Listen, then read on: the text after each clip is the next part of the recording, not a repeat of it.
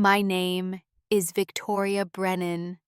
To my family, I'm the cautionary tale, the 38-year-old spinster in military fatigues who never found a man. What they don't know is that while my little sister Cassie is planning her dream wedding, I'm coordinating a hostage rescue operation in East Africa. And when my mother just announced I'm uninvited to the ceremony because I'm embarrassing, the irony almost killed me. Because in 72 hours, I'll be on every major network explaining why I couldn't attend, and it won't be the reason they think. It was Thursday afternoon when the fitting room at Magnolia Bridal smelled like champagne and desperation. Taffeta rustled against my skin as the seamstress tugged at the bridesmaid dress.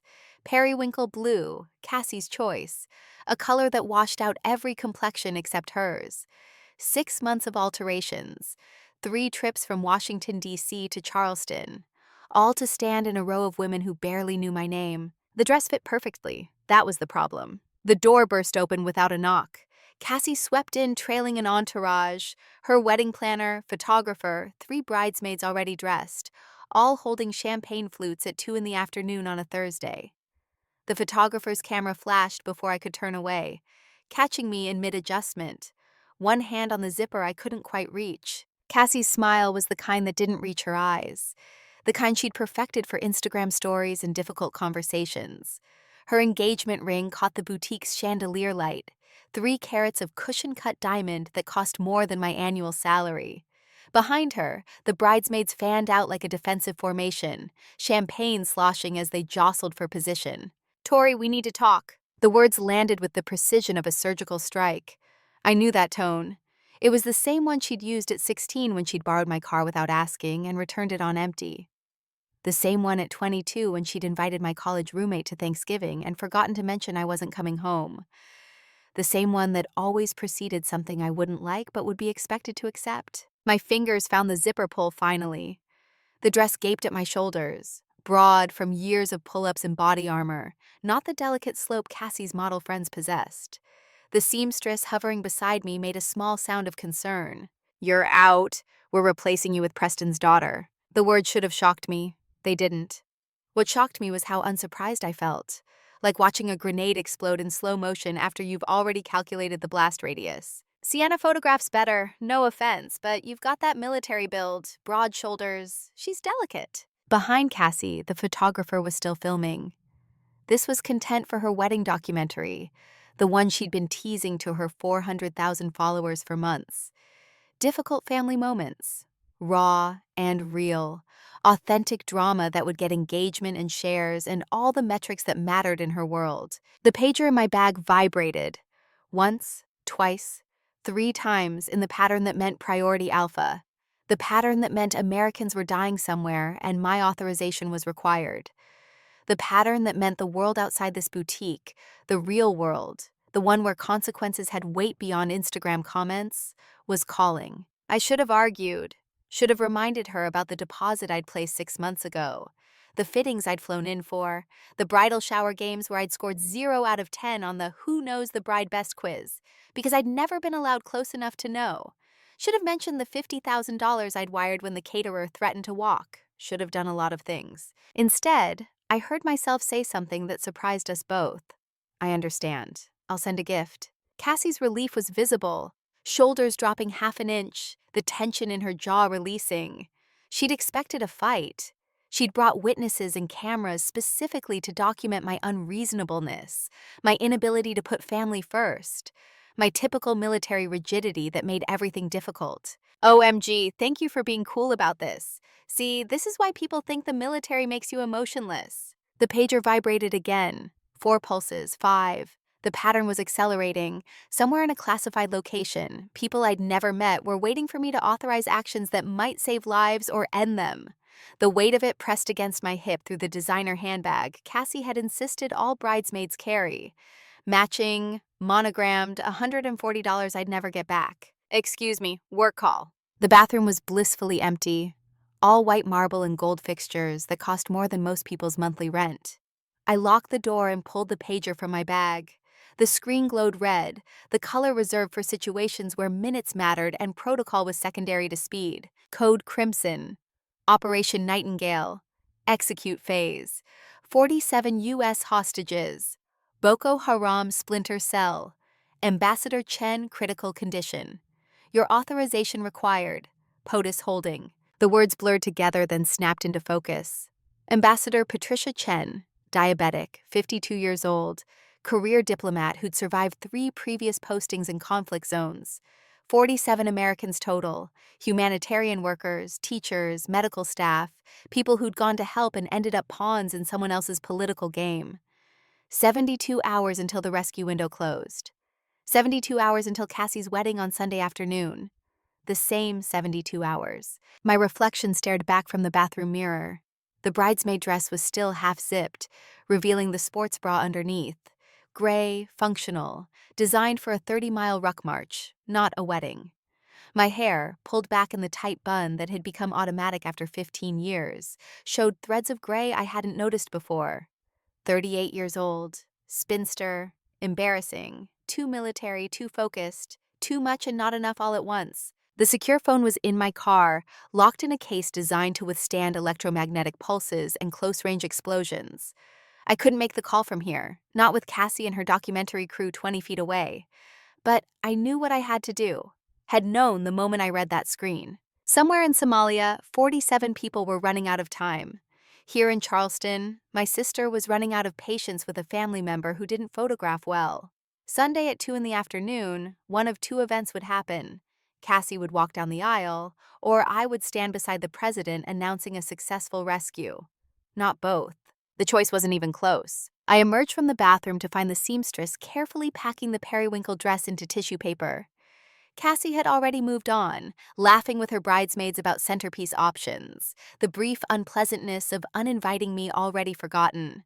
The photographer had stopped filming. The moment had passed, content captured, drama resolved. Nobody looked up as I left. The memory hit me in the parking lot, triggered by nothing except the weight of the pager in my hand and the familiar feeling of being erased. I was 9 years old, sitting at the kitchen table with my father, while he taught me to read maps. Real maps. The kind with topographic lines and coordinate grids, not the cartoon versions they used in school. My mother was upstairs with Cassie, practicing for a ballet recital, the piano music filtering down through the old house's floors. See how the lines get closer together here? That means the terrain gets steeper. If you were planning a route, you'd want to go around, not through. I'd trace the contour lines with my finger, fascinated by how squiggles on paper could represent mountains and valleys, how you could predict the shape of land you'd never seen. My father watched with the patience he reserved for teaching, the same patience he used with his Marines when they were learning navigation. Why doesn't Mommy like maps? He'd pause then, choosing his words carefully in the way adults do when they're trying to tell the truth without saying it out loud. Your mother likes different things. That's okay. People don't have to be the same to love each other. But even at 9, I'd understood what he didn't say. My mother liked pretty things, graceful things, things that fit in living rooms and photo albums. She liked Cassie's ballet recitals and pageant crowns. She liked the version of family that looked good from the outside. And I, with my scraped knees and Tom Clancy novels and questions about military strategy, didn't fit that picture. The divide had started there, in that kitchen, with those maps. It had grown slowly, year by year, choice by choice, until it became a chasm too wide to cross. At 19, I'd stood in our living room holding the acceptance letter from West Point. My father had lifted me off the ground in a bear hug that smelled like Old Spice and pride. My mother had smiled the smile that didn't reach her eyes, the same smile Cassie would perfect years later. Military Academy, that's wonderful, honey, very impressive. The pause before wonderful had lasted just long enough to hear everything she wasn't saying. Very impressive and very masculine, and very much not the daughter I'd imagined. Cassie, 15 then, and already beautiful in the way that made strangers do double takes, had thrown a tantrum that lasted 3 days. Why does she get all the attention? It's always about Tori and her stupid accomplishments. My mother's response had cut deeper than any of Cassie's screaming. Can't you talk her out of this? Military will ruin her chances of marriage. My father had stood firm. Linda, she's brilliant, let her serve. But the rift had already formed. In my mother's eyes, I'd chosen my father over her, chosen maps and missions over makeup and marriage, chosen to be the daughter who made her uncomfortable instead of the one who made her proud. When he died, training accident, routine exercise that went catastrophically wrong, I'd been 28 and already a captain. The funeral was full military honors, flag-draped coffin, 3-volley salute, everything he'd earned in 30 years of service. I gave the eulogy in dress blues, my voice steady because he'd taught me that leaders don't break in front of their troops. Cassie, 18 and devastated, had sobbed through the entire service. Afterward, she'd cornered me in the church bathroom. "Why does everything have to be about your career? He was my father too." I'd wanted to scream that the eulogy was about him, not me, that honoring his service wasn't stealing her spotlight. But my mother's hand had appeared on Cassie's shoulder, pulling her close. At least I still have one normal daughter. I'd been standing 3 feet away, close enough to hear, close enough to see my mother's face when she realized I'd heard, close enough to watch her choose not to take it back. The wound had never healed. It had just scarred over, layer upon layer, until I'd learned to function with it. The years that followed had been a masterclass in invisibility. Each promotion, captain to major, major to lieutenant colonel, was met with lukewarm congratulations and quick subject changes. My mother's friends got the sanitized version. "Tori is doing something with computers for the army.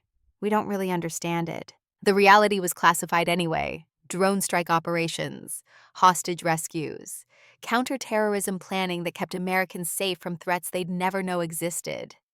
I'd brief senators and generals, make split-second decisions with million-dollar consequences, coordinate operations across 3 continents. Then I'd come home for holidays and be asked to help in the kitchen because I wasn't doing anything important. The Bronze Star ceremony in 2019 had been scheduled for the same day as Cassie's engagement party.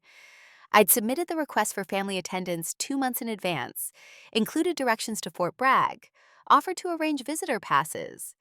My mother had called the night before. "Honey, we can't miss Cassie's party. You understand. Besides, military ceremonies are all the same, aren't they?" They weren't. The Bronze Star was for valor in combat, for actions that had saved 6 Marines during an operation I still couldn't discuss. The medal sat in a drawer in my apartment, received in a ceremony attended by strangers who understood what it meant. In 2021, the family estate in Virginia had gone into foreclosure.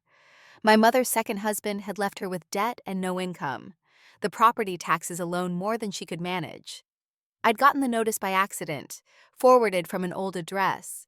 The bank was 30 days from seizing the property where I'd learned to read maps, where my father had taught me that service meant sacrifice. I'd bought it through an LLC, paid cash, arranged for my mother to stay rent-free.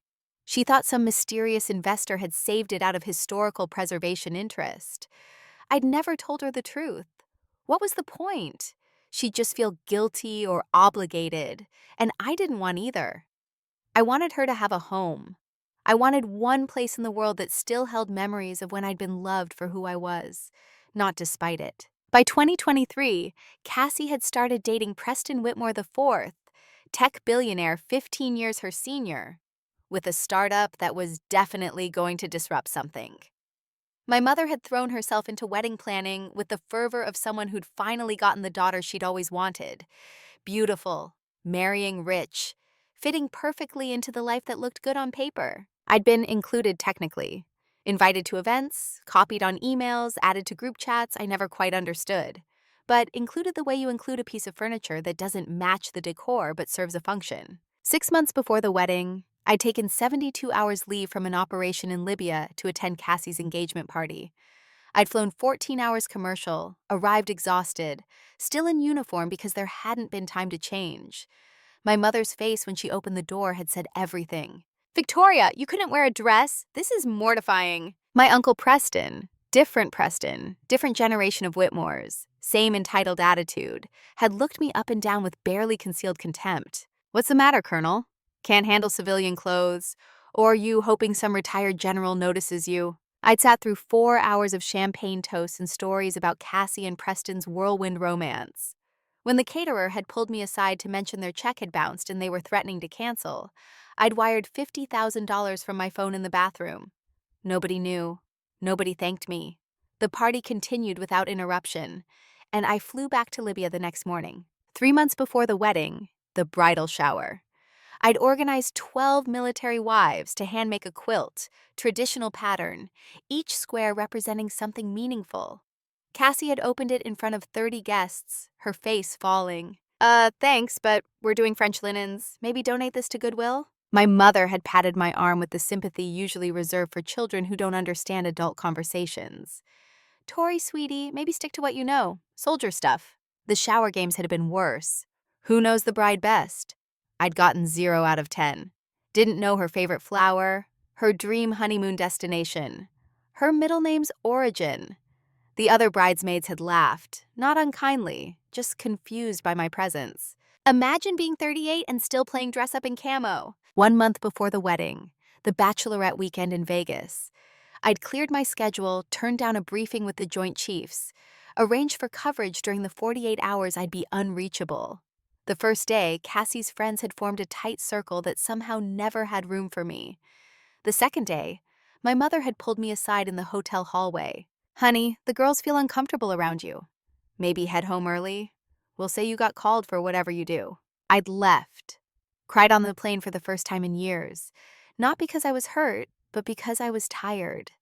Tired of trying, tired of being tolerated, tired of funding celebrations for people who saw me as an obligation. The $15,000 penthouse suite had been prepaid, non-refundable. I'd never mentioned it. 2 weeks before the wedding, I'd offered to give a toast at the rehearsal dinner, something honoring our father's memory and his love for both his daughters. My Uncle Preston had vetoed it immediately. Bad idea. Military stuff makes liberals uncomfortable. Cassie's groom is very progressive. My mother had nodded agreement. Plus, Tori, you're not great at public speaking. I'd briefed the Senate Armed Services Committee the previous month. I'd presented strategic assessments to 4-star generals who'd asked follow-up questions and thanked me for my insights. I delivered eulogies and award citations and operation orders that sent people into harm's way. But in my family, I wasn't good at public speaking. The financial accounting was something I tracked automatically, the way some people tracked calories or steps. Numbers didn't lie, didn't forget, didn't rewrite history to make themselves feel better. My spreadsheet told the truth my family chose not to see. Venue deposit when Linda's card declined, $80,000. Photography package when Cassie's check bounced, $25,000. Florist threatening to sue over non-payment, $18,000. Band refusing to accept pre-IPO stock options, $30,000. Bridesmaid dresses for all 8 girls, $12,000. Rehearsal dinner complete buyout, $35,000. Subtotal, $200,000. Indirect support was harder to track, but no less real. The $50,000 loaned to my mother for medical bills that somehow funded the wedding planner's retainer. The $100,000 I'd helped Uncle Preston invest that had actually paid for the open bar and champagne fountain. The $40,000 in private school tuition for his kids so he could afford to rent tuxedos for the groomsmen. Total $390,000. Nearly $400,000 I'd given because I'd thought if I made myself useful enough, they'd make me visible. Because I'd believed that love was supposed to be unconditional, that family meant showing up, that blood was thicker than water. I'd believed a lot of things that turned out to be wrong. The drive to my hotel took 20 minutes through Charleston's historic district. Spanish moss hung from oak trees older than the country I served, graceful and suffocating all at once. Tourists took photos of Rainbow Row and cobblestone streets, seeing beauty where I saw just another place that wasn't home. My apartment in D.C. was small, sterile, decorated with the care of someone who spent 6 months a year deployed and the rest preparing to deploy again. One wall held my father's legacy: medals, ribbons, flags from ceremonies I'd attended alone. Photos of him through the years, tracking his progression from second lieutenant to major general, the Bronze Star he'd earned in Desert Storm, the Silver Star from an operation in Bosnia nobody talked about, the Legion of Merit from his final assignment, and below it all, locked in a drawer I rarely opened, the thing I'd never shown my family, the thing my father had left me in a letter delivered by his lawyer 2 weeks after his funeral. I opened the drawer now, sitting on my hotel bed with the secure phone in my lap and 72 hours ticking down on 2 different clocks. The letter was handwritten, my father's careful block print from years of writing operations orders. My dearest Tori, if you're reading this, I'm gone. I'm sorry I won't see you make general, And you will. You're better than I ever was. Your mother loves you, but she doesn't understand you. Cassie needs you, but won't appreciate you. That's not your fault. You were born for something bigger than boutique shopping and country club gossip. I'm leaving you 3 things. The Medal of Honor was wrapped in velvet, hidden in a case designed to look like a book. He'd earned it in 1997, classified operation, details still sealed. The Army had waited until after his death to award it, standard procedure when the action was too sensitive to acknowledge publicly. They'd given it to me in a private ceremony with no fanfare, no media, just a 2-star general, and a promise that when I made 07, Brigadier General, the citation would be declassified. The estate deed was simpler. He'd bought back the family property 6 months before he died, sensing somehow that it would be needed. Put it in my name with instructions that our mother could live there as long as she wanted. Let them live there, he'd written, but never forget you own it. The third thing wasn't an object. It was a truth typed in capitals at the bottom of the letter, underlined twice. Your value isn't in how much they love you. It's in how much you love yourself enough to walk away when they don't. I'd carried this letter for 10 years. Read it in barracks in Afghanistan, in forward operating bases in Syria, in hotel rooms between briefings that determined whether people lived or died. I'd read it and told myself that tomorrow, next month, next year, I'd finally listen. I'd walk away from the family that saw me as a checkbook and occasional disappointment. I'd stop trying to earn love that should have been freely given. But I'd kept trying, kept showing up, kept paying, kept shrinking myself to fit into spaces that weren't designed for me, because some small part of me hoped they'd wake up, see me, choose me, because walking away felt like admitting failure, because I was good at impossible missions, but terrible at admitting when the objective was unachievable. The secure phone rang, not the pager, actual call, encrypted line, the kind used when someone important needed an answer immediately. Brennan. General Marcus Webb's voice carried the weight of 35 years in uniform and 4 stars on his collar. Victoria, I need you to tell me your mission ready. POTUS wants authorization in 6 hours. Your family situation is handled, sir. I'm heading to Andrews now. You're supposed to be on leave. Your sister's wedding was just postponed. Personal reasons. The lie came easily, too easily. But what was I supposed to say? That I'd been uninvited from my sister's wedding for being embarrassing? That my family had decided I photographed poorly and replaced me with my teenage cousin? That I was choosing 47 strangers over the people who'd raised me because the strangers actually needed me? General Webb was quiet for a moment. You sure about this? Sir, I've never been more sure of anything. Good, because if this goes sideways, we're both going to have a bad day. Briefing room in 4 hours. Don't be late. The call ended. I sat on the hotel bed, father's letter in one hand, secure phone in the other, weighing 2 different versions of duty. Duty to family meant swallowing the uninvitation, sending an expensive gift, maintaining the fiction that everything was fine. Duty to country meant flying to an undisclosed location and coordinating an operation that might save 47 lives or cost them. The choice should have been harder. I made 3 calls before leaving Charleston.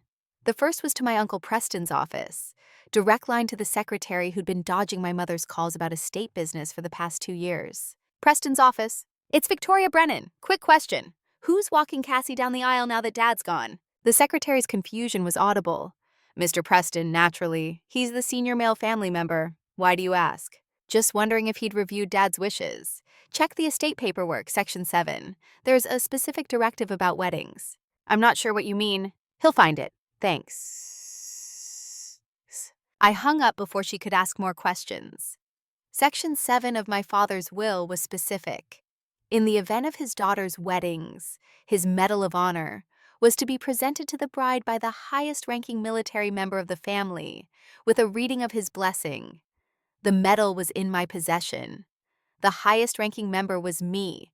Cassie could have her wedding without Dad's blessing, or she could figure out how to invite me back. Either way, it wasn't my problem anymore. The second call went to my commanding officer, a conversation that would be logged and potentially reviewed by people with more stars and stronger opinions about work-life balance. Sir, requesting 96-hour operational command deployment followed by 48-hour media availability for Operation Nightingale success announcement. Victoria, Nightingale might fail. You're being awfully confident about media availability. It won't fail, not with me running it. I'm requesting the media announcement be scheduled for Sunday, 1400 hours. Silence on the other end. The kind that meant someone was pulling up a calendar and doing math. That's your sister's wedding time. Yes, sir, convenient timing. More silence. Then a sound that might have been a chuckle or a cough. You're playing with fire, Colonel. I'm eliminating distractions, sir. If the operation succeeds, and it will, Pentagon needs maximum media impact. Sunday afternoon news cycle, families at home, feel-good story before the work week. That's good for morale and good for the administration. And if you're just trying to make a point to your family, then it's a point worth making, sir. Do I have authorization? You have authorization. Don't make me regret this. The third call was to the property management company that handled the Virginia estate. Professional voice, no recognition of my name, just another client with a request. This is Victoria Brennan. Effective Monday, I'll be making changes to the estate residency agreement. Please prepare documentation for the current occupants. Ma'am, are you planning to sell? No. I'm clarifying ownership. The current occupants believe they have permanent residency rights. I need documentation showing this is a revocable license to occupy property owned by me personally. That's quite a change. May I ask why?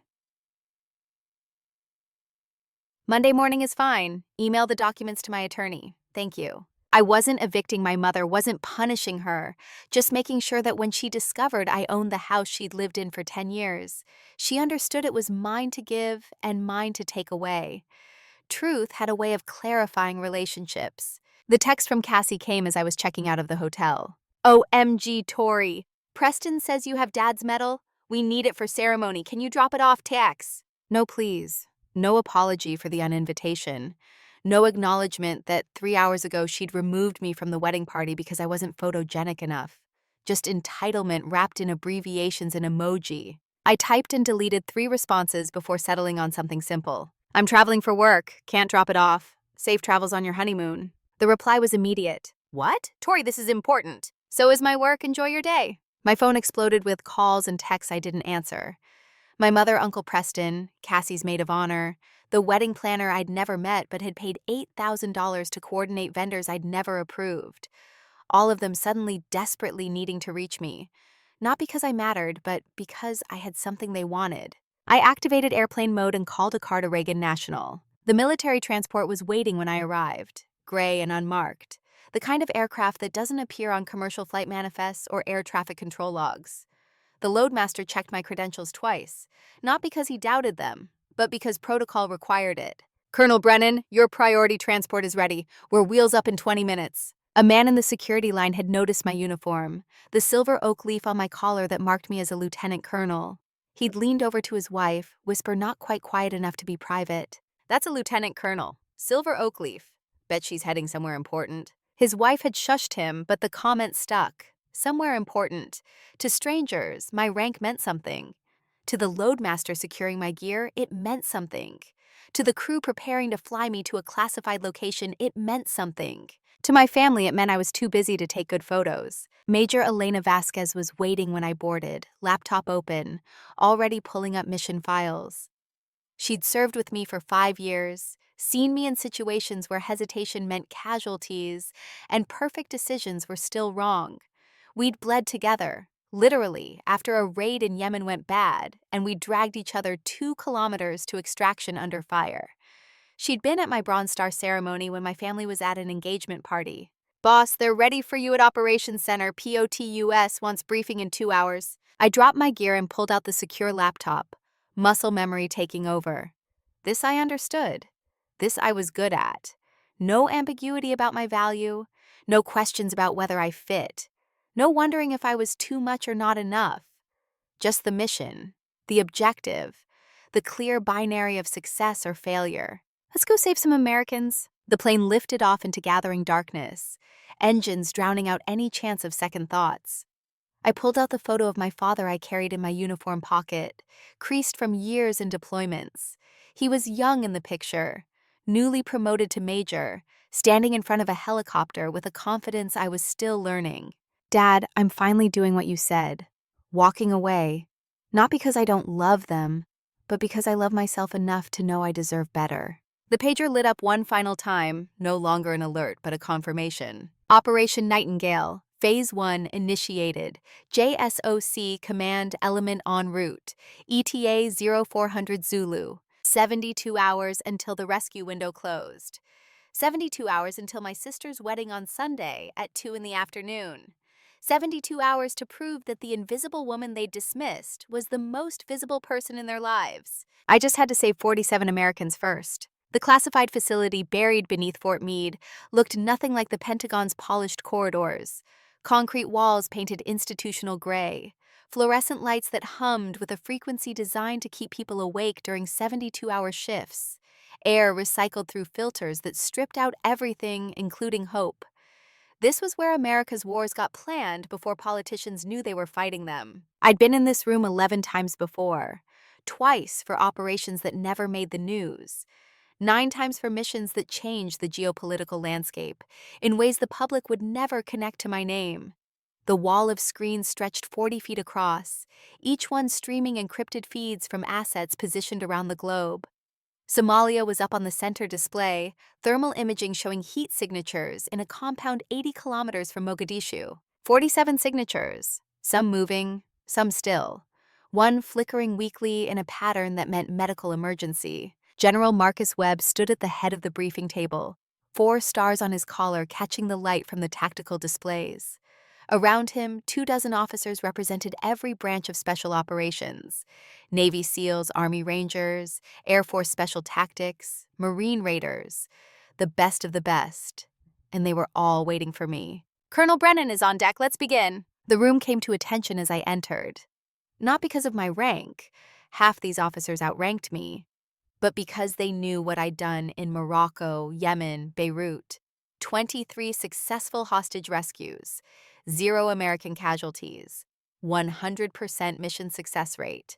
In special operations, that kind of record made you either a legend or a liar. I'd earned mine in blood and sleepless nights and decisions that still woke me up at 3 in the morning. The CIA officer presenting the brief looked barely 30, probably brilliant at analysis, definitely terrified of the room. His hands shook slightly as he pulled up the satellite imagery. Current situation: 47 American hostages held by Boko Haram splinter cell. Compound located here, 80 kilometers northwest of Mogadishu. Hostages spread across 3 structures. Primary concern is Ambassador Patricia Chen, diabetic, currently in critical condition.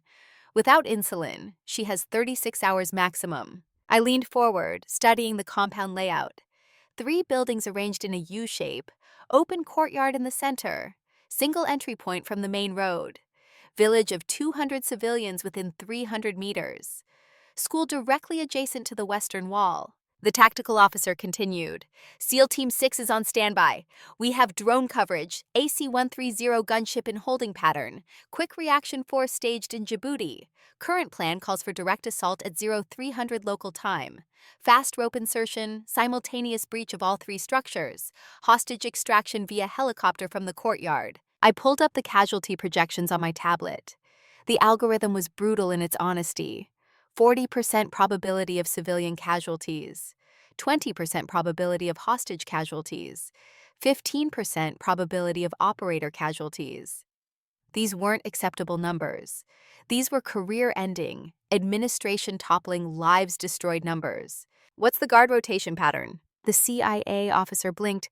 "We don't have that level of—" "You've had drone coverage for 72 hours. Guards have to sleep, eat, pray."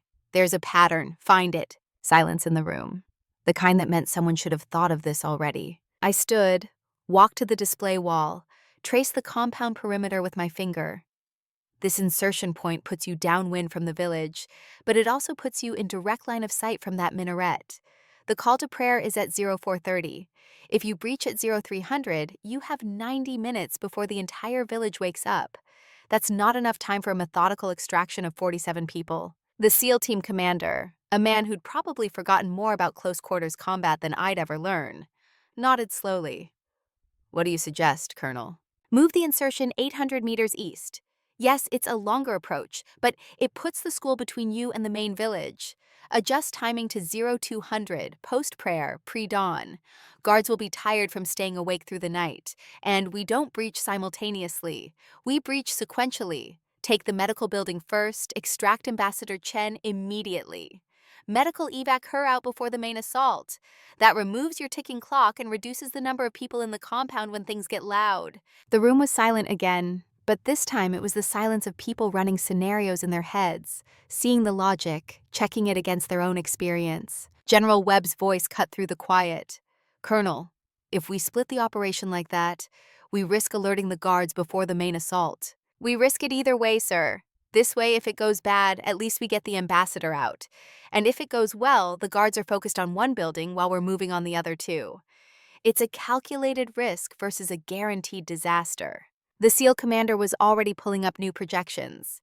If we move insertion and adjust timing, civilian casualty probability drops to 12%, hostage casualties drop to 8%. It works. The secure phone in the center of the table buzzed. One buzz. The pattern that meant the President of the United States was holding on an encrypted line. General Webb picked up, listened, then looked at me. "POTUS wants your voice on this, Victoria. He's asking specifically if you're confident in the revised plan." Every eye in the room turned to me. This was the moment where I could hedge, could say reasonably confident or barring unforeseen complications, or any of the qualifiers that gave you political cover when things went wrong. But 47 Americans didn't have time for political cover.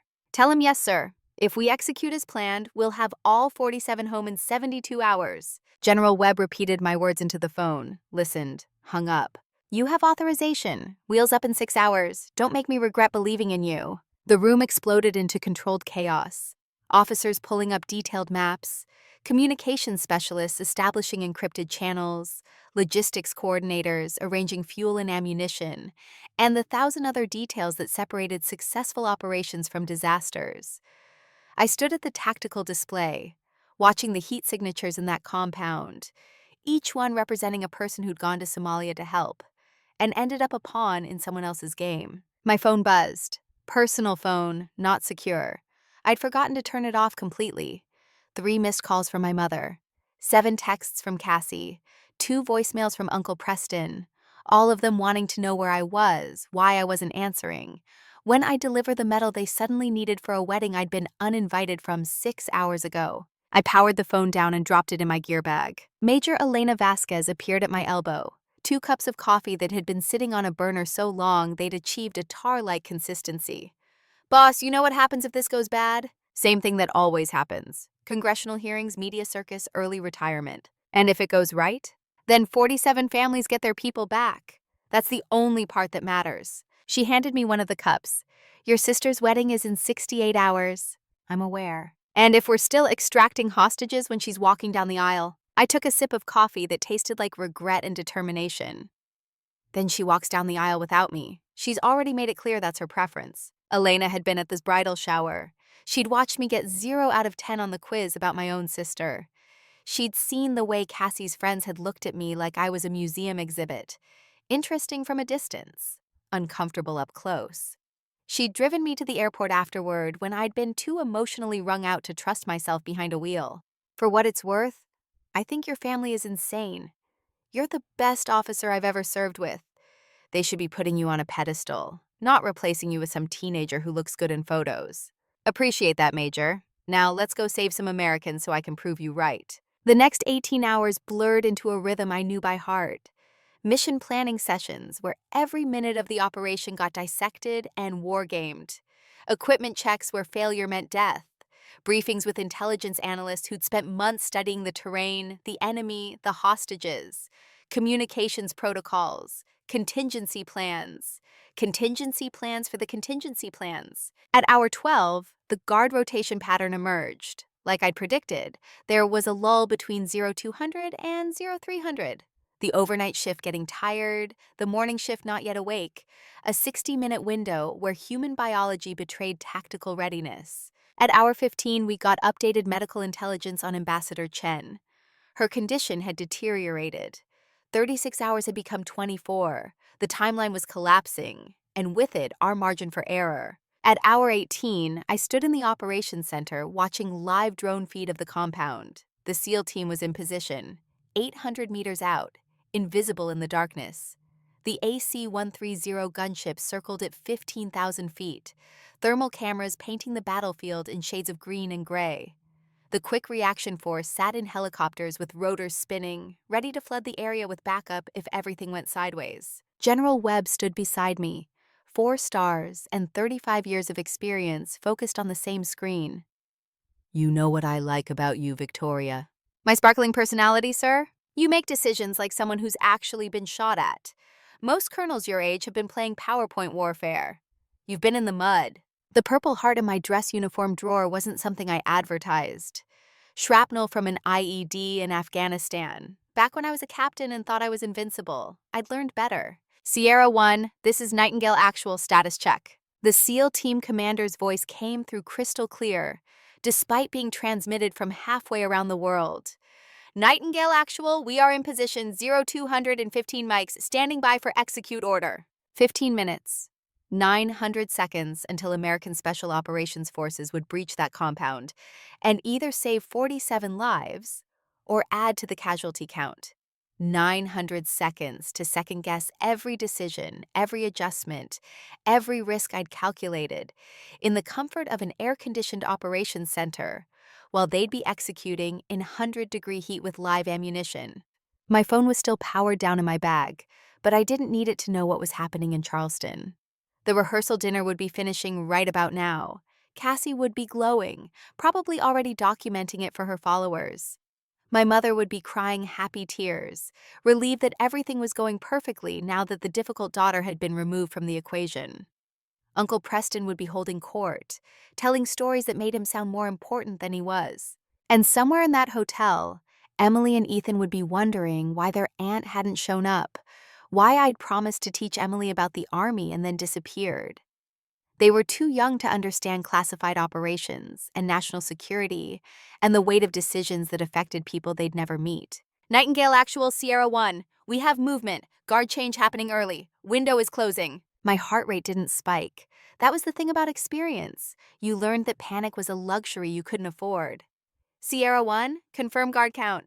4 hostiles at primary entrance, 2 at secondary. Pattern is off from projected." The CIA officer who'd briefed earlier pulled up the guard rotation data, fingers flying across his keyboard.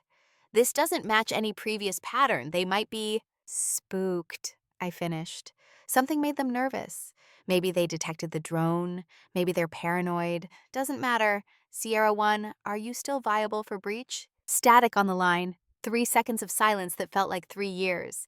"Affirmative. It's messier, but we can execute." "Then execute. Weapons tight on civilians. Ambassador Chen is priority 1. All other considerations are secondary." "Copy. Sierra 1 executing." The drone feed switched to thermal imaging, green shapes moving with purpose through darkness, each one a SEAL operator worth his weight in training and experience. They flowed around obstacles, communicated with hand signals I'd memorized years ago, moved like water finding the path of least resistance. The breach was textbook. Flashbang grenades through windows, simultaneous entry from 3 points, overwhelming force applied with surgical precision. The thermal signatures of the guards dropped, neutralized with suppressed weapons, no unnecessary noise. The hostages' signatures spiked, sudden movement, panic, then clustering together as the SEALs established control. "Nightingale Actual, we have precious cargo. I say again, we have precious cargo." "Precious cargo. Ambassador Chen, still alive. First objective accomplished." The medical evacuation helicopter was already inbound, following a flight path designed to minimize detection. 2 minutes to landing zone, 4 minutes for the transfer. 6 minutes total vulnerability where everything could still go wrong. On a secondary screen, I watched the timeline tick forward. 68 hours until Cassie's wedding. 23 hours until Ambassador Chen's body would have started shutting down from diabetic ketoacidosis. We'd bought her life with minutes to spare. "All packages secure, initiating full extraction." The next 12 minutes were the longest of my career, watching 47 heat signatures move from 3 buildings to the courtyard.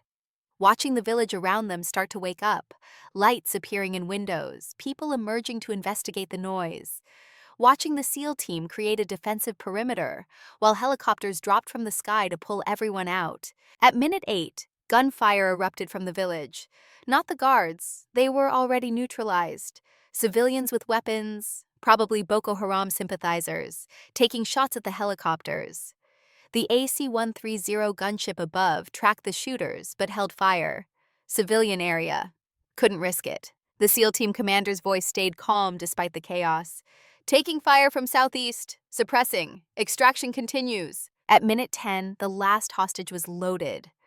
47 Americans who'd gone to Somalia as teachers and aid workers and diplomats, who'd spent weeks or months in captivity, who'd probably lost hope of ever going home.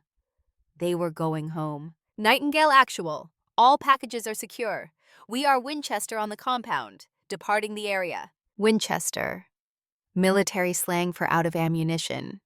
They'd used everything they'd brought because 6 extra guards had appeared, and the village had woken up early, and Murphy's Law always applied when lives were on the line. But they'd done it. The operations center erupted in controlled celebration. Officers who'd been holding their breath for 12 minutes suddenly remembered to exhale. Someone started clapping. Someone else joined in. Within seconds, the entire room was on their feet, applauding an operation that had taken 18 hours of planning and 12 minutes of execution. General Webb grabbed my shoulder, his grip tight enough to bruise. Outstanding work, Colonel. Absolutely outstanding. I nodded, accepting the praise. But my eyes stayed on the screen, watching those helicopters disappear into the darkness. They weren't home yet. They had hours of flying ahead of them, vulnerable to ground fire and mechanical failure, and all the other things that could turn victory into tragedy. I'd learned not to celebrate until everyone was actually safe. Sir, recommend we schedule media announcement for Sunday, 1400 hours. Already coordinated with White House. They want you front and center, Victoria. You're going to be the face of the success. Sunday, 1400 hours, the exact time Cassie's ceremony was scheduled to start. I'd arranged this timing deliberately, built it into my request for media availability, but hearing it confirmed still felt like stepping off a cliff. Elena appeared with updated casualty reports. 0 American casualties, 0 civilian casualties, 8 hostiles KIA. Ambassador Chen is stable and receiving treatment. This is going in the textbook, boss. 0 civilian casualties. That was the number that mattered most. We'd gone into a village of 200 people, conducted a military operation in the middle of the night, and not a single innocent person had been hurt. That was the difference between a successful operation and an international incident. My phone powered back on buzzed with 43 notifications. I ignored them all except one. An email from the property management company handling the Virginia estate. Documentation was prepared. Monday morning, my mother would receive paperwork showing that the house she'd lived in for 10 years, the house she thought some benevolent investor had saved, was owned by her daughter. The daughter she told Uncle Preston wasn't great at public speaking. The daughter Cassie had replaced with a teenager who photographed better. Truth had a way of arriving when people least expected it. The next 48 hours collapsed into a blur of debriefings and media preparation, and catnaps stolen between crisis management sessions. The hostages arrived at Ramstein Air Base in Germany, then to Walter Reed Medical Center in Maryland. Ambassador Chen would survive. So would all 46 others. Not a scratch on them beyond dehydration and psychological trauma. The media preparation was handled by Pentagon public affairs officers, who'd spent careers crafting messages that balanced truth with national security. They coached me on what I could say: Operation Nightingale, 47 hostages, successful rescue, and what I couldn't: SEAL Team 6, specific tactics, classified intelligence sources. They also coached me on appearance: dress uniform, full medals, hair regulation perfect. I'd be standing behind the President of the United States, representing the military's finest. Everything had to be perfect. Colonel, we need to discuss the personal angle. Your sister's wedding is happening at the same time as this announcement. The public affairs officer looked uncomfortable raising it. She was good at her job, which meant she'd done her research. She knew I'd been uninvited. She knew the timing wasn't coincidental. She was trying to figure out if this was going to become a story about family drama instead of military success. My sister's wedding is a private family matter. This press conference is about 47 Americans who are alive because of the brave actions of our Special Operations Forces. Those two things are unrelated. She nodded, but her expression said she knew better. In the age of social media and instant information, everything was related. If someone dug deep enough, they'd find out that Colonel Victoria Brennan missed her only sister's wedding to coordinate a hostage rescue. They'd make her a hero or a villain, depending on which narrative sold better. I didn't care. Let them write whatever they wanted. The hostages were alive. That was the only story that mattered. Saturday afternoon, 24 hours before the wedding, my phone lit up with a call from an unfamiliar number. I almost didn't answer, but something, instinct, curiosity, the small part of me that still hoped for reconciliation, made me pick up. A small voice, young and uncertain. Aunt Tori? Emily, my 10-year-old niece, Uncle Preston's daughter, the one who'd seen through her father's bluster and her Aunt Cassie's cruelty to recognize something genuine. Emily, how did you get this number? I took Daddy's phone. He's mad you're not here. He says you're being selfish. But I saw you on the news, on the TV. You saved all those people. The news had already leaked, despite the official announcement being scheduled for tomorrow. Someone always leaked. Someone always wanted credit or wanted to undermine or just couldn't keep their mouth shut. The details were vague: hostage rescue, Somalia, military operation. But my name had made it into the reporting. Your daddy is entitled to his opinion, sweetheart. He's wrong, though. Saving people is more important than cake. That's what Ethan said. He said you're like Wonder Woman. Something in my chest cracked. Not broke. It had been broken for years, but cracked in a way that let light in. These two kids, growing up surrounded by adults who valued appearances over substance, had figured out what mattered. Can I tell you a secret, Emily? Okay. Being Wonder Woman is really hard. You have to make choices that hurt people you love. You have to miss things that are important. And sometimes people don't understand why. But you do it anyway because it's the right thing. Do you understand? I think so. Like how Mommy had to work on my birthday last year and I was sad. But she was helping sick people at the hospital. Exactly like that. Silence on the line.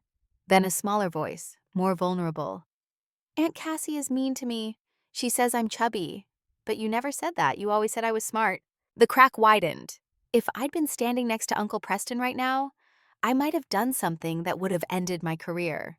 Cassie's casual cruelty to a child, dismissed as just being honest or tough love or whatever excuse they'd invented to justify it. Emily, listen to me carefully. You are smart. You're kind. You're brave enough to call me when everyone told you not to. Those things matter more than what you look like. And anyone who tells you different is wrong, including your Aunt Cassie. Will you come to the wedding, please? Ethan and I want you there. This was the test. The moment where I could bend, could show up and prove that family came first, could swallow the uninvitation and the insults and the years of being invisible. I could make two kids happy at the cost of my own dignity. I can't, sweetheart. I have to be at the White House tomorrow at 2 o'clock. The president asked me to be there. It's important. More important than family? The question cut deep because it was the right question. The question my mother would ask. The question Cassie would throw in my face. The question that had no good answer because it forced a false choice between two types of duty. Family is supposed to celebrate your successes, not make you choose between them and your work. The fact that I have to choose means something is wrong. Do you understand? I think so. Good. Now listen. In a few years, you're going to be old enough to make your own choices about who you spend time with. When that happens, I want you to choose people who make you feel good about yourself. People who see you for who you are, not who they want you to be. Okay? Okay, Aunt Tori, I love you. I love you too, Emily. Take care of your brother. The call ended. I sat in my Pentagon office, still in uniform, exhausted from 48 hours with minimal sleep, and felt the weight of what I'd just done. I'd chosen the White House over a wedding, chosen strangers over family, chosen duty over blood, and I'd do it again. Sunday morning arrived with the kind of perfect weather that made people believe in signs. Clear skies, gentle breeze, temperature in the mid-70s. In Charleston, Cassie would be getting her hair done, photographing every moment, creating content that would feed her followers for weeks. In Washington, I stood in front of a mirror adjusting my dress uniform, making sure every ribbon was perfectly aligned, every crease razor sharp. The dress uniform was heavy with the weight of 15 years.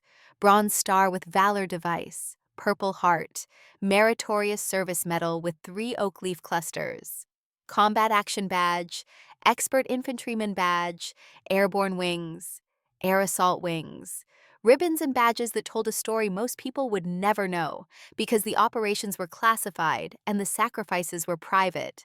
Elena knocked on my door. "Car's here, boss. White House wants you 30 minutes early for final prep." The drive from Pentagon to White House took 17 minutes on a Sunday afternoon. Tourists packed the streets around Lafayette Square, taking selfies and buying overpriced souvenirs and enjoying their weekend in the nation's capital. They had no idea that in 43 minutes, they'd hear about an operation that had happened 6,000 miles away while they were sleeping. The White House press room was smaller than it looked on television, packed with cameras and reporters, and the controlled chaos of people who thrived on deadline pressure. The president's communications director ran through the schedule one final time. POTUS speaks for 5 minutes, introduces me. I give brief remarks, questions for 3 minutes maximum, done. "Colonel, we're going to see questions about your sister's wedding. How do you want to handle that?" With a pivot to the mission, the story is 47 Americans coming home, not my personal life. Agreed, but be prepared for them to push. The president arrived right on schedule, looking presidential in a Navy suit and flag pin, surrounded by the invisible bubble of Secret Service agents and military aides who followed him everywhere. He'd called me directly 48 hours ago to authorize the mission. Now he was about to take credit for its success. That was how politics worked, and I didn't begrudge him. He'd taken the risk. He deserved the reward. "Colonel Brennan, hell of a job. Truly exceptional." His handshake was firm, practiced, designed to convey confidence and gratitude in equal measure. Behind him, military aides were arranging flags and ensuring the backdrop looked perfect for the cameras. Every detail mattered when the whole world was watching. "Thank you, Mr. President. The credit belongs to the operators on the ground and to the officer who planned it. Don't be modest. Today, you're allowed to take credit." At 13:58 hours, 2 minutes before the scheduled start, I took my position behind the presidential podium. To my left, the chairman of the Joint Chiefs of Staff. To my right, the Secretary of Defense. Behind us, flags and gravitas and the weight of American military power. At 1400 hours precisely, the president stepped up to the microphone. In Charleston, Cassie would be stepping into her dress. Photographers would be capturing every moment. Guests would be finding their seats. The ceremony would begin in exactly 14 minutes, and I would be 600 miles away, standing at attention, while the leader of the free world talked about an operation I'd spent 18 hours planning. My fellow Americans, this morning, I'm proud to announce the successful rescue of 47 American citizens from terrorist captivity in Somalia. The words rolled over me like waves. I'd heard similar announcements before, stood in similar positions, received similar praise, but this time was different.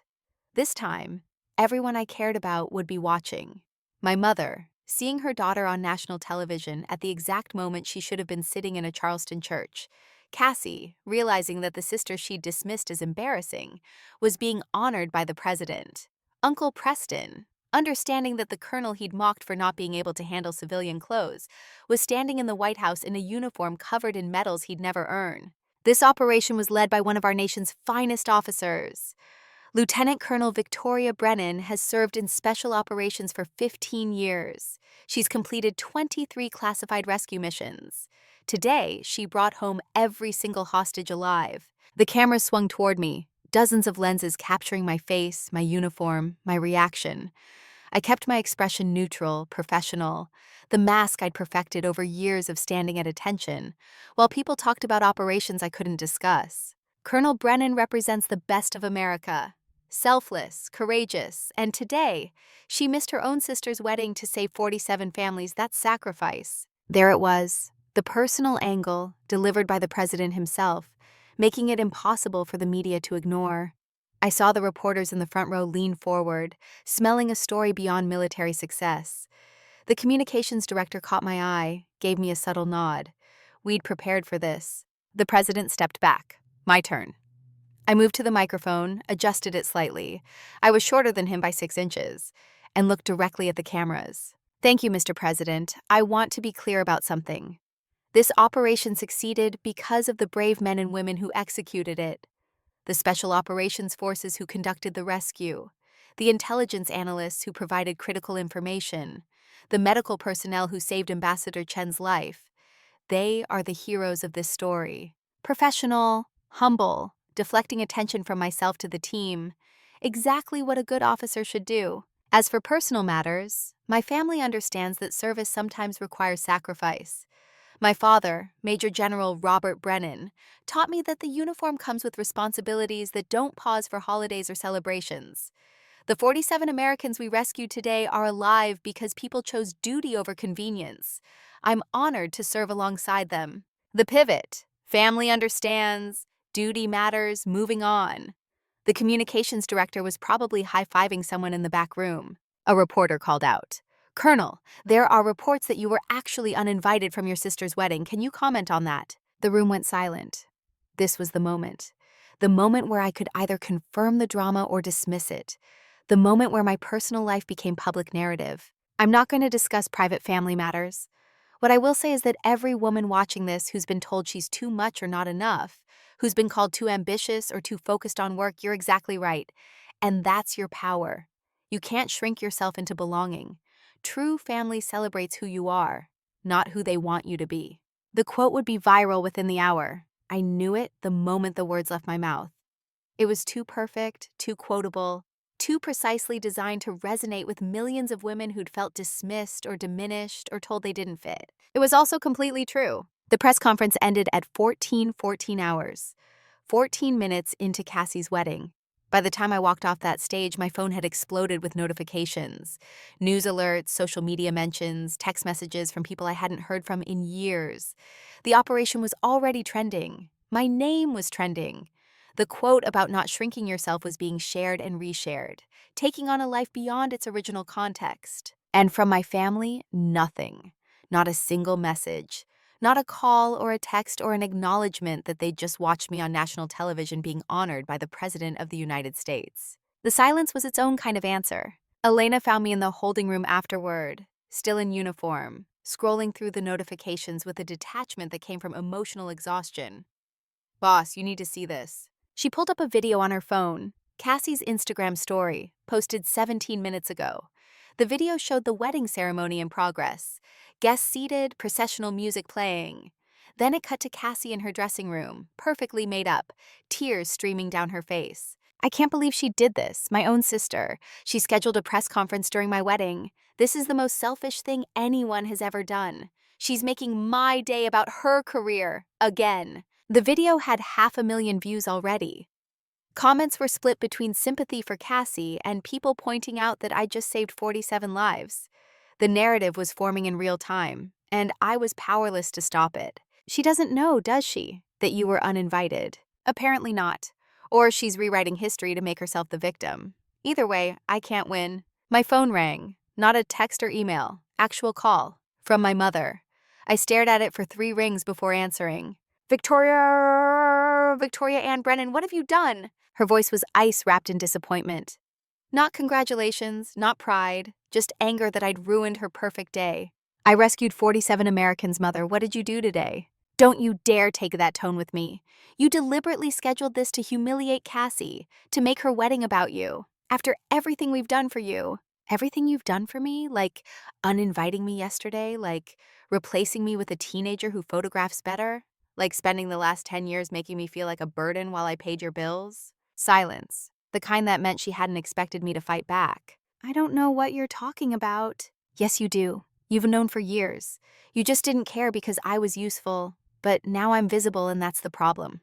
You can't ignore me anymore. The whole country just watched me stand next to the president.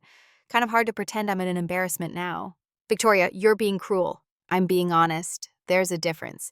You'll figure that out Monday morning when you get the paperwork about the estate." I hung up before she could respond.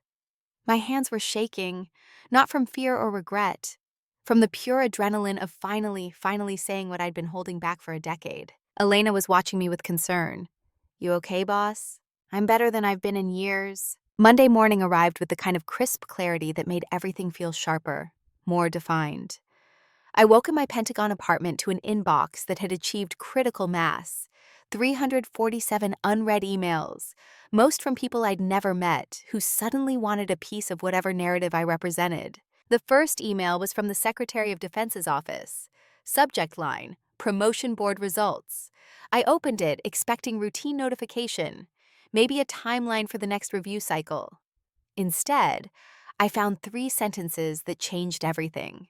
Colonel Brennan, the Brigadier General Promotion Board convenes Friday. Your name has been fast-tracked for consideration based on Operation Nightingale success. SecDef wants you in his office Thursday to discuss your future in JSOC command structure. 4 days. 4 days between successful hostage rescue and potential promotion to general officer. 4 days to go from invisible daughter to one of the youngest female generals in military history. The timeline was aggressive, politically motivated, designed to capitalize on positive media coverage. I should have felt excited. Instead, I felt hollow. The second email was from Ambassador Patricia Chen, sent from her hospital bed at Walter Reed. Colonel Brennan, I owe you my life. When you're ready, I'd like to buy you dinner and hear about the woman behind the uniform. My treat? Anywhere you choose. The third was from a literary agent in New York. Your story is exactly what publishers are looking for. Military memoir, female empowerment, family drama. I can get you a 7-figure deal. Call me. The 15th was from CNN. The 23rd from Harvard Kennedy School. The 47th from a filmmaker who wanted to option my life rights. Each email represented an opportunity I'd never imagined. Doors opening because I'd stopped trying to make myself small enough to fit through the ones my family had closed. And from that family, still nothing. No congratulations, no acknowledgement, just silence that spoke louder than any accusation. I was pouring my second coffee when my phone rang.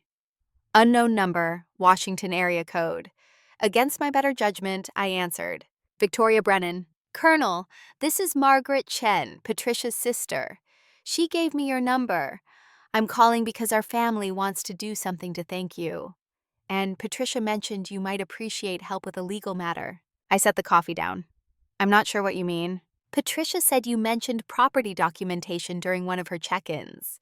I'm a real estate attorney. If you need someone to handle estate paperwork, I'd consider it a privilege. Pro bono, obviously. The universe had a sense of humor. Here I was, about to clarify ownership of a property my family didn't know I owned, and the attorney offering to help was the sister of a woman whose life I'd saved. Karma worked in mysterious ways. Actually, that would be helpful. I need documentation sent to certain parties regarding property I've owned for a decade. They're under the impression it belongs to someone else. I can have papers drafted today. Who needs to be served? My mother and sister. Family estate in Virginia. I'll send you the details. Margaret Chen didn't ask why I needed to serve my own family with property ownership documentation. Professional discretion. Or maybe Patricia had already explained that family dynamics were complicated when duty called and biology didn't. The documentation arrived in my inbox by noon. Clean, professional, impossible to misinterpret. Notice of ownership clarification. The Virginia estate purchased in 2021 through LLC. Actual owner, Victoria Ann Brennan. Current occupants residing under revocable license agreement. Continued occupancy, subject to owner approval. I forwarded it to the property management company with instructions to deliver Monday afternoon. My mother would open it expecting routine maintenance updates. Instead, she'd discover that the house she'd thought was saved by a benevolent investor had actually been saved by the daughter she'd told wasn't great at public speaking. The rest of Monday passed in a blur of media requests I declined and congratulations from people who actually mattered. Fellow officers who understood what Operation Nightingale represented. Intelligence analysts who'd provided critical information. The SEAL team commander who'd executed flawlessly under pressure. Elena stopped by my office at 1800 hours with Thai takeout and news. Boss, you need to see what's happening on social media.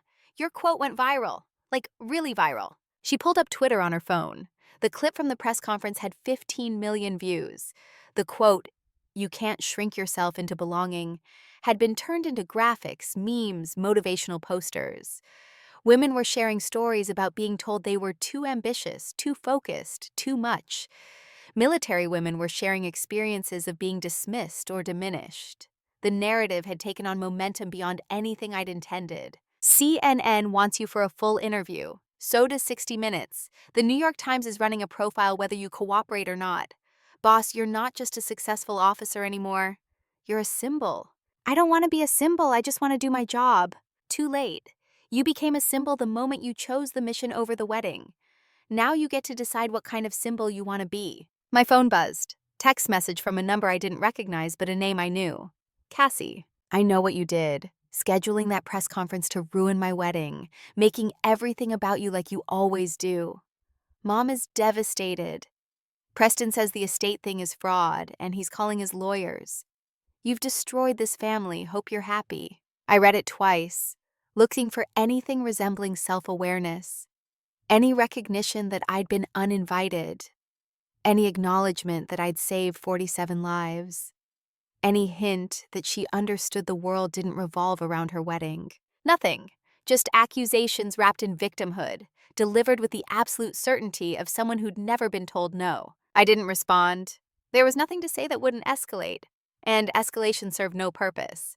Instead, I blocked the number and went back to the Thai food that was getting cold while my family imploded 600 miles south.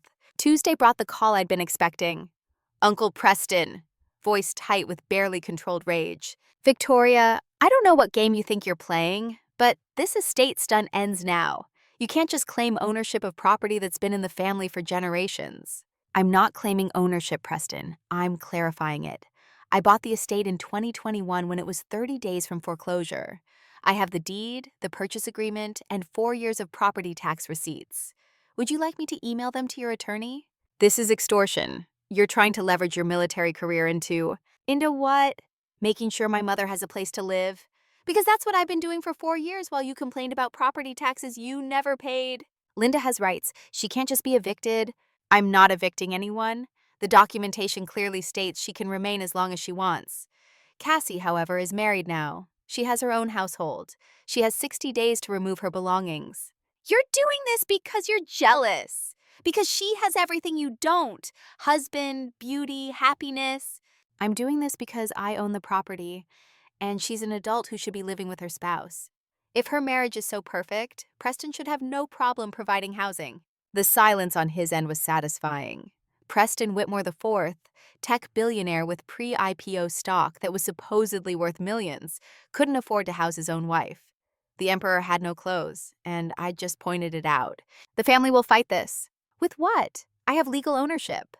What do you have besides entitlement and a habit of taking credit for other people's generosity? I hung up before he could respond.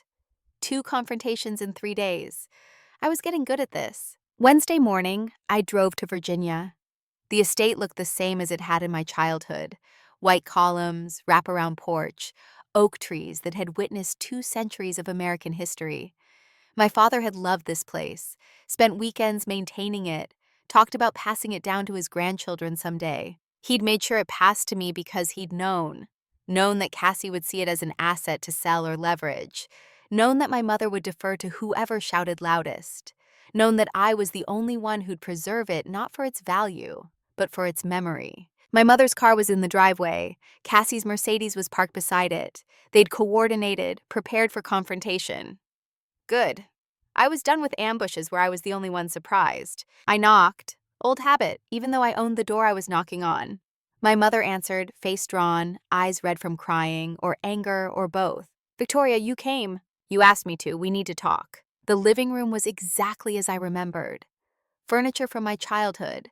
Photos on the mantel tracking family history. The grandfather clock my father had restored by hand. Cassie sat on the couch, arms crossed, defensive posture that signaled attack was imminent. Let's make this quick. I have a hair appointment at 3. Then I'll be brief. The estate is mine. I bought it 4 years ago to keep it from foreclosure. Mom can stay as long as she wants. You have 60 days to move your things out. Cassie's laugh was sharp enough to cut glass. You can't kick me out of my own home. It's not your home. It's mine. You're a married adult living rent-free in property I own while treating me like an embarrassment. That arrangement is ending. This is about the wedding. You're punishing me because I made one decision about my special day. You uninvited me because I don't photograph well. Then you accused me of ruining your wedding by doing my job. Those aren't one decision, Cassie. That's a pattern of treating me as disposable until you need something. My mother stepped forward, hands raised in placating gesture I'd seen 1,000 times. Victoria, please, can we discuss this calmly, as a family? We can discuss whatever you want, but the property ownership isn't negotiable. I have documentation, legal standing, and 4 years of tax payments. You're welcome to consult an attorney, but they'll tell you the same thing. Why didn't you tell us? My mother's voice cracked. 4 years, Victoria. 4 years you let us think some investor saved this place. Why hide it? Because if you'd known it was me, you would have felt obligated, or resentful, or found some way to make it about my career instead of your home. I wanted you to have a place to live without strings attached. Turns out the strings attached themselves anyway. Cassie stood, face flushed with anger that had been building since the press conference. You think you're so special now. National hero, presidential congratulations, going viral with your little sound bites about not shrinking.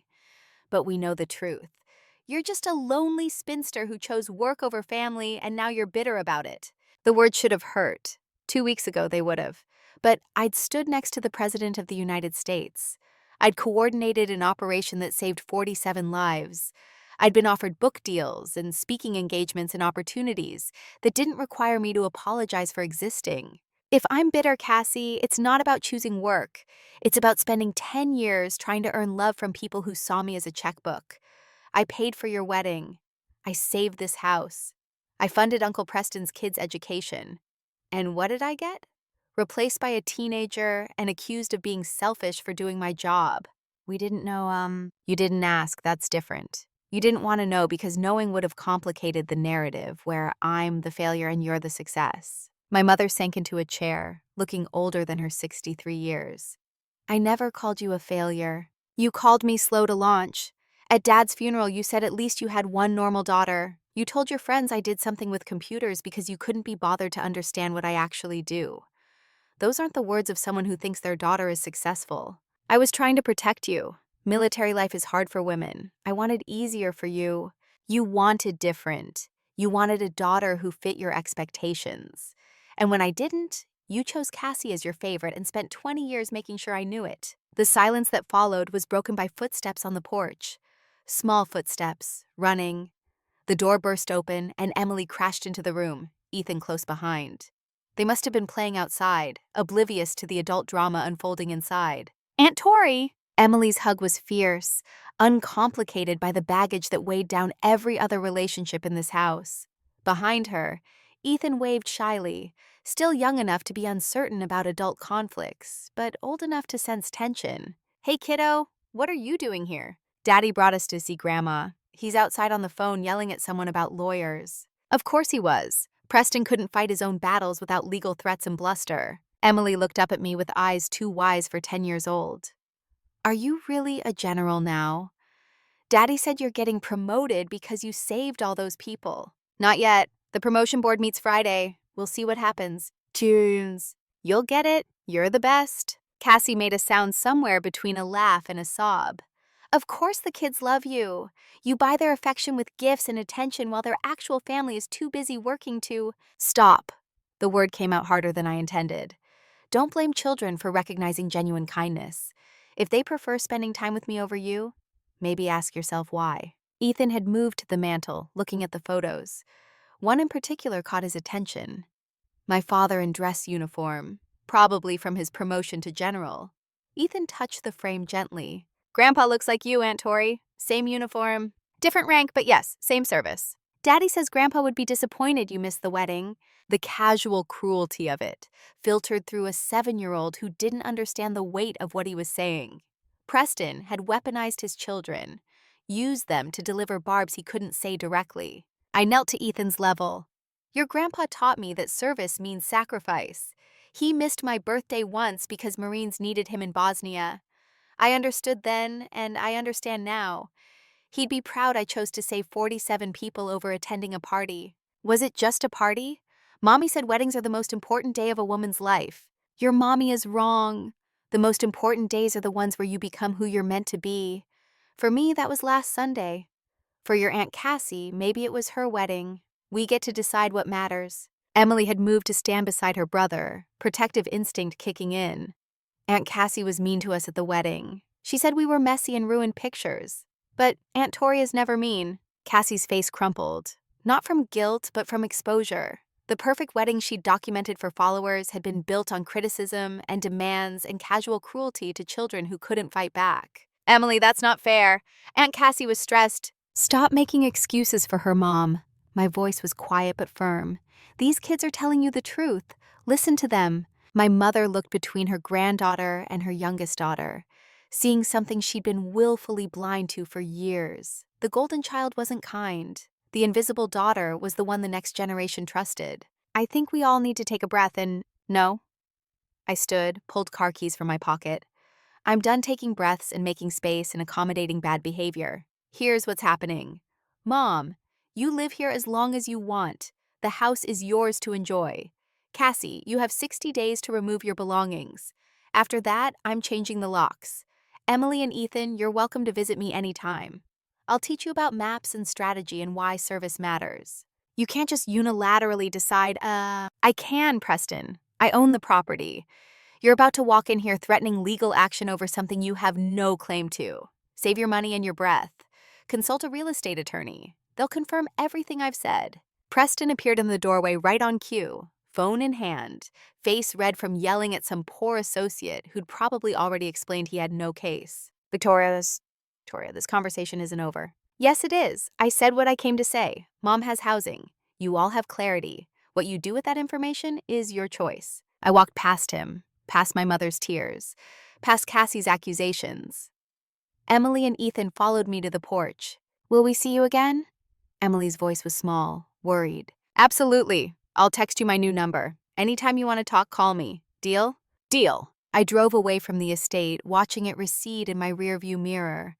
Not with sadness, but with relief. The house was no longer a symbol of what I'd lost. It was just a building. Home was something I'd have to build elsewhere. Thursday's meeting with the Secretary of Defense lasted 90 minutes. His office overlooked the Potomac, all polished wood and American flags, and the weight of decisions that shaped global security. He was straightforward in the way of men who'd spent careers navigating politics and warfare with equal skill. Colonel, the promotion board meets tomorrow. Your name is at the top of the list. Operation Nightingale was textbook. 0 casualties, perfect execution, significant diplomatic victory. You're everything we want in a general officer. Thank you, sir. But there's a complication. Your family situation has made headlines. Social media is debating whether you're a hero or a heartless career officer who abandoned her sister. That shouldn't matter. But in today's environment, perception affects readiness. Are you asking me to make a public statement about my family? I'm saying that generals represent more than tactical excellence. They represent values, leadership. The question I need answered is this: can you handle the scrutiny that comes with a star? I met his eyes directly. Sir, I've handled classified operations in hostile territory. I've made decisions that cost enemy combatants their lives. I've stood in front of Congress and explained why certain actions were necessary. I can handle people having opinions about my personal life, even when those opinions come from your own family. Especially then, family doesn't get special treatment just because we share DNA. They judge by the same standard as everyone else. Do I keep my word? Do I honor my commitments? Do I serve with integrity? If the answer is yes, their opinion doesn't change the facts. He nodded slowly, making calculations I couldn't see. The board meets at 0900 tomorrow. If approved, the promotion ceremony is next Friday. Pentagon Chapel, small gatherings, standard protocol. Your family is welcome to attend. They won't come. Maybe not, but the invitation stands. I left his office, understanding that the promotion wasn't just about Operation Nightingale. It was about whether I could survive visibility, whether I could stand in the spotlight without apologizing for casting a shadow. Friday morning, I wore my Class A uniform to the promotion board. The room was formal, long table, senior officers in dress uniform, American flag in the corner. They asked about leadership philosophy, tactical decision-making, experience managing complex operations. They didn't ask about my family. They didn't need to. The internet had already provided those answers. The deliberation took 20 minutes. When they called me back in, The lead officer's face was professionally neutral. Colonel Brennan, the board has reviewed your record, considered your recent operational success, and evaluated your potential for future leadership. It is our recommendation that you be promoted to Brigadier General, effective immediately upon approval by the President and Senate. Effective immediately, the fastest promotion track possible. They were capitalizing on positive momentum, getting me promoted before the narrative could shift. Thank you, sir. It's an honor. Congratulations, General Brennan. You've earned it. The ceremony was scheduled for the following Friday. 7 days to notify family who wouldn't come, prepare remarks for a moment I'd worked toward for 15 years, and figure out how to celebrate an achievement that should have felt triumphant, but mostly felt lonely. I was walking back to my office when my phone rang. My mother. I almost didn't answer, but some combination of duty and hope made me pick up. Victoria, I saw the news, the promotion, congratulations. Her voice was strained, formal, the tone you'd use with a distant acquaintance rather than a daughter. Thank you. Will there be a ceremony? Next Friday, Pentagon Chapel, small gathering. Silence, the kind that stretched long enough to become an answer. I'd like to come, if that's okay. The words caught me off guard. I'd prepared for accusations, demands, continued drama. Not this tentative request that sounded like genuine desire to be present. Of course it's okay. Okay, you're my mother. I know I haven't been, not in the ways that matter, but I'd like to try, if you'll let me. Something in my chest cracked. Not broke. It had been broken for years, but cracked in a way that let light seep through. This wasn't forgiveness, wasn't reconciliation, just a small opening in a wall I'd built brick by brick over decades. Friday, 1000 hours. I'll send you the details. Thank you, Victoria.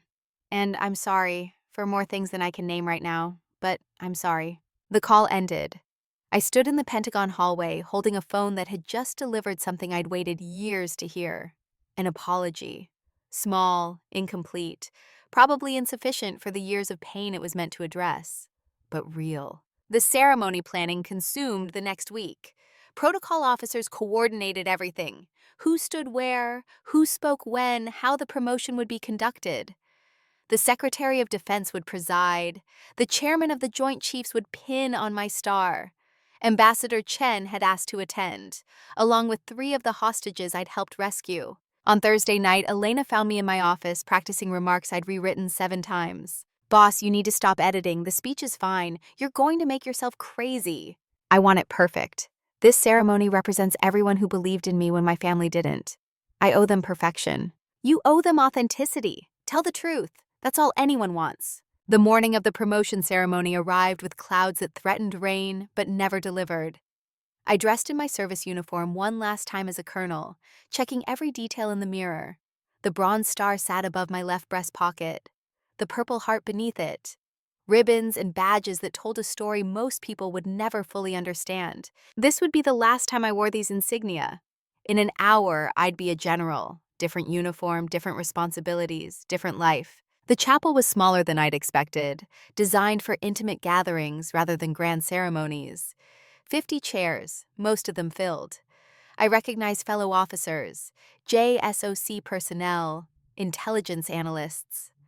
Ambassador Chen sat in the 3rd row, still recovering but insistent on attending. The 3 other hostages beside her, people whose names I'd memorized, but whose faces I was seeing for the first time in person. And in the back row, unexpected and alone, my mother. She'd come, without Cassie, without Preston, without anyone to hide behind. Just her, in a navy dress watching her daughter become a general. The ceremony followed military protocol precisely. The Secretary of Defense spoke about Operation Nightingale and the importance of leadership in uncertain times. The chairman of the Joint Chiefs recounted my service record, highlighting operations I still couldn't discuss publicly. Then they called me forward. The star was heavier than I'd imagined. Single silver star on each shoulder board, replacing the oak leaves I'd worn for 5 years. The chairman fastened them in place with practiced efficiency, then stepped back and saluted. I returned it, crisp and sharp, acknowledging the rank more than the man. Ladies and gentlemen, Brigadier General Victoria Brennan. The room applauded. Not the polite golf clap of obligatory recognition, but genuine appreciation from people who understood what this moment represented. I walked to the podium, looked out at faces that had become family when biology had failed me. Thank you all for being here. When I joined the military 18 years ago, my father told me that service meant sacrifice. I didn't understand then what he meant. I thought sacrifice was about giving up comfort or safety. But the real sacrifice is choosing to be visible when it would be easier to hide. Choosing to stand when kneeling would be more comfortable. Choosing to speak truth when silence would cost less. I paused, found my mother's face in the crowd. She was crying quietly, tears streaming down her face in a way that suggested years of accumulated grief. I've spent my career trying to balance two versions of myself: the daughter who wanted family approval, the officer who served without compromise. I finally learned those versions can't coexist. You can't shrink yourself into belonging. True family celebrates who you are, not who they want you to be. The quote from the press conference, refined and sharpened by a week of reflection. It landed differently here, among people who'd chosen to celebrate rather than criticize. To everyone who believed in me when belief was hard, thank you. To the operators who executed Operation Nightingale flawlessly, you're the real heroes. And to the young women watching who've been told they're too much or not enough, you're exactly right. Own it. The applause was longer this time. Ambassador Chen stood first, then the other hostages, then the entire room. A standing ovation for a speech that was barely 3 minutes, but said everything I'd been holding back for years. After the ceremony, people lined up to offer congratulations. Fellow officers, intelligence analysts, Pentagon staff I'd worked with for years. Ambassador Chen embraced me gently, mindful of her still healing injuries. You saved my life, General. Anything you ever need, you call me. You being alive is all the thanks I need, Ambassador. Patricia, we're past formalities. My mother approached last, hesitant, uncertain of her welcome. I met her halfway, closing the distance she couldn't. Mom. General Brennan, it sounds right? I'm still Victoria. The star doesn't change that. No, but it clarifies things. I've spent 38 years trying to make you someone you're not. Someone smaller, quieter, more convenient, and you just kept being brilliant despite me. I kept being myself, that's all. Can I take you to dinner? Just us. I want to hear about your life. The real version, not the sanitized summary I tell my friends. I should have said no. Should have maintained the boundary, protected the fragile peace we'd established, but she'd come, alone, without conditions or demands. That counted for something. Dinner sounds good. That evening, we sat in a quiet restaurant in Alexandria. Expensive enough to feel special, but not so formal as to prevent honest conversation. My mother ordered wine she barely touched. I stuck with water, still on call for any national security emergencies that might require immediate deployment. I brought something. She pulled a worn envelope from her purse. Your father's letter to me, written before he died. I never showed you. The envelope was addressed in my father's careful handwriting. Inside, 3 pages of his thoughts on marriage, fatherhood, regrets. You don't have to. I want you to read it, specifically the second page. I unfolded the pages, found the section she meant. Linda, if you're reading this, I'm gone. I need you to do something for me. Take care of Victoria. Not financially, she'll be fine on her own, but emotionally. She's going to accomplish things that make you uncomfortable. She's going to choose paths you don't understand. Love her anyway, celebrate her anyway. Don't make her earn what should be freely given. I've watched you favor Cassie because she's easier, more familiar. But Victoria is the one who'll change the world. Don't miss it because you're looking in the wrong direction. The words blurred as tears I'd been holding for a week finally broke through. My father had known, had seen the favoritism, understood the cost, tried to course correct even from beyond the grave. I failed him. My mother's voice was barely a whisper. I read that letter, and I still chose wrong. I still made you invisible because Cassie was comfortable. I'm sorry, Victoria. I'm so sorry. Why? Why was it so hard to celebrate me? Because you reminded me of everything I wasn't. You were brave where I was timid. You chose purpose over appearance. You became someone who mattered in ways I never did. And instead of being proud, I was jealous. Of my own daughter. How pathetic is that? The honesty was brutal, self-lacerating, probably long overdue. My mother had spent 63 years building an identity around beauty and social status and marriage. Then she'd raised a daughter who rejected all of it and succeeded anyway. The cognitive dissonance must have been unbearable. I don't need you to be perfect, Mom. I just need you to see me. Actually see me. I see you now. General, hero, the woman who saved 47 lives while I was worried about centerpieces. I see you, and I'm ashamed it took this long. Shame doesn't help anyone. What helps is doing better going forward. Can I? Is it too late? I thought about Emily and Ethan, watching adults navigate relationships with all the complexity that came with history and hurt. I thought about my father's letter, the grace he'd extended even when disappointed. I thought about the quote I'd said at the ceremony. You can't shrink yourself into belonging, but you can grow enough to let others in. It's not too late, but it has to be real. No more choosing Cassie's feelings over truth. No more dismissing my career as soldier stuff. No more making me small to make yourself comfortable. I can do that, I will do that. We finished dinner talking about my childhood, memories she'd forgotten and I'd treasured. The time my father taught me to read maps, the science fair project on trajectory physics, the letter from West Point that had changed everything. She listened like she was hearing it for the first time, which maybe she was. Maybe she'd been so focused on the daughter she'd wanted that she'd never seen the one she had. When we parted that night, she hugged me. Not the obligatory pat my family usually offered, but a real embrace that suggested she was trying to hold on to something she'd nearly lost. I'm proud of you, Victoria. Your father would be too. I know, I've always known. I just needed you to say it out loud. 6 months later, I stood in my new office at Fort Bragg. Brigadier General Brennan, commander of the 1st Special Forces Operational Detachment. The nameplate on my door was brass, freshly polished, reflecting light from windows that overlooked the training grounds where America's elite forces prepared for missions that would never make headlines. My phone buzzed. Text from Emily. Aunt Tori, I got an A on my history project about military women. Can you come to the presentation next Friday? I checked my calendar. Friday was clear except for routine briefings that could be rescheduled. I'll be there. Save me a seat. Another text. This one from Cassie. The first communication in 6 months. Tori, can we talk? I'm ready to apologize, really apologize. Not because you're famous, but because I was wrong. I stared at the message for a long moment. The old Victoria would have responded immediately, eager to repair the relationship regardless of whether the apology was earned. The new Victoria knew better, knew that reconciliation required more than words, required consistent behavior over time, required proof. I'm willing to listen when you're ready to be honest, but I won't accept half measures or conditional apologies. Take your time. Do it right. The reply came quickly. Thank you, I will. Elena knocked on my office door, coffee in hand. Boss, we've got a briefing with JSOC in 20. They're proposing a new counterterrorism initiative in the Philippines. Your input is required. Let's go save some Americans. She grinned. That's what we do. I grabbed my briefing materials and followed her down the corridor. Through windows, I could see soldiers training, running obstacle courses, practicing tactical formations, preparing for missions that would test everything they'd learned. Some of them would fail. Some would succeed. All of them would be changed by the attempt. That night, alone in my apartment, I pulled out my father's Medal of Honor.